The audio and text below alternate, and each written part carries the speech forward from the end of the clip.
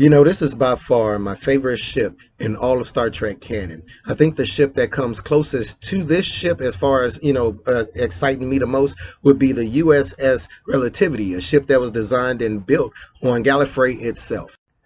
This ship is iconic. It is lovingly referred to as Captain Sisko's motherfucking pimp hand.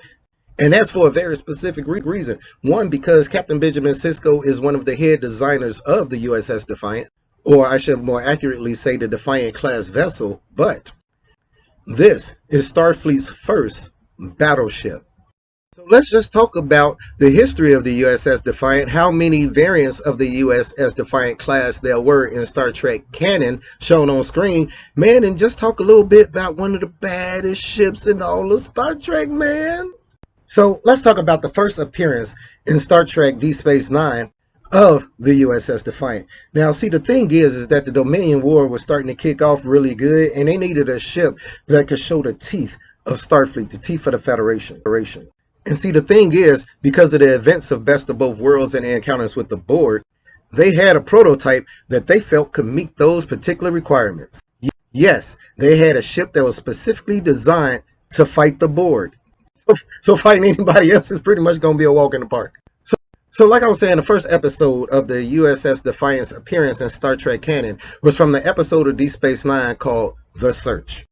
In The Search, we find out that although a small ship, the USS Defiant is just packing way too much power for a ship its size. And so who gets to fixing it? Who gets to making it? Of course, Chief Miles O'Brien, man. He gonna put the touches on that to make this the most streamlined battle cruiser, man, the most feared thing in all of Starfleet and all of that whole area around the Bajoran wormhole. Now, the registry number of the USS Defiant was NX74205. NX standing for experimental. It's a registration that modern aircraft receive when they are becoming airworthy, when they're getting their airworthiness certification. They are called experimental, and they have the registration of NX if they're from America. Now, a lot of misconceptions has come around the Defiant, because a lot of people don't know that there were actually, well, I ain't gonna get ahead of myself, there were several variants of the Defiant model shown in canon in Star Trek Deep Space Nine. So we was just talking about the OG one, man, the prototype, the head, the first thing that started it all, NX74205. Now, let's talk about that one time, man, in an episode, The Dogs of War, which made me just lose my mind when we found that the Defiant had, oh yeah, spoilers, but y'all know how I roll. Well, we found that the Defiant was going to get destroyed by the brain energy weapon dampening device. Oh, no, they destroyed the Defiant. What we going to do? What we going to do? Lo and behold, we are introduced to the USS Sao Paulo. I believe this registration was 75633A, but they used that to basically say, hey, listen, man, we was going to come out with a refit, a reclass, a whole new redesign, because this Defiant class vessel was getting so much love from the fans.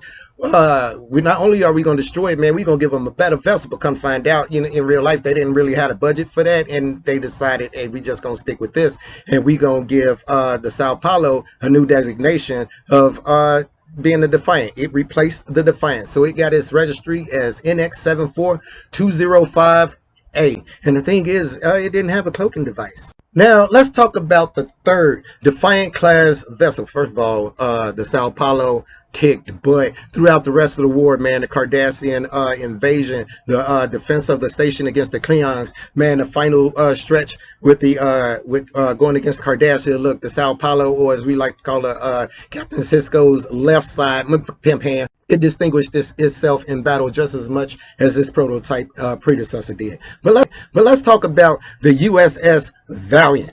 Now, the Valiant was from the episode equally named Valiant, Deep Space Nine. And this the episode where you had all those cadets that had basically was the only people left on this Defiant class vessel when Nog and JCAD came over, because of a situation they had, and they basically had said, hey man, we in this badass ship, man, we on calm silence and all this. We gonna go ahead and destroy this super ship. That's the Jim Hadar founded super ship. That's what we gonna do. And work out too well.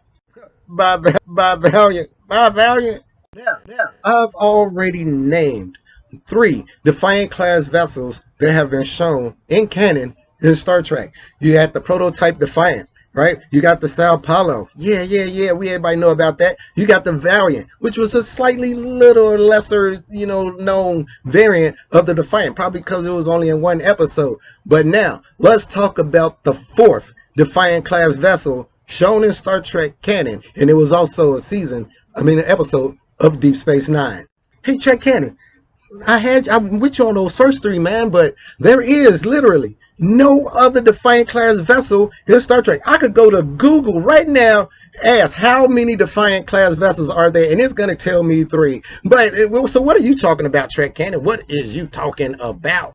Guys, the episode Shattered Mirror, Star Trek Deep Space Nine, when Smiley came over and got Captain Sisko because he needed Sisko's help to finish the Rebels Defiant. Yeah, the Rebels Defiant. The one that went up against that Klingon battleship cruiser. That thing right there. One of the baddest flight sequences shown of the Defiant. Now, here's the thing. You can't talk about the USS Defiant, right, without at least including some of their most spectacular feats, which I am going to do in this video. Now, in closing, before I put all this spectacularness to screen, I just want to say thank you guys for watching. Please subscribe to the channel if you haven't. And as always, peace, recycle, and save the whales. Let's get to it. So you're cold, cold heart, I brought back a little surprise for the Dominion.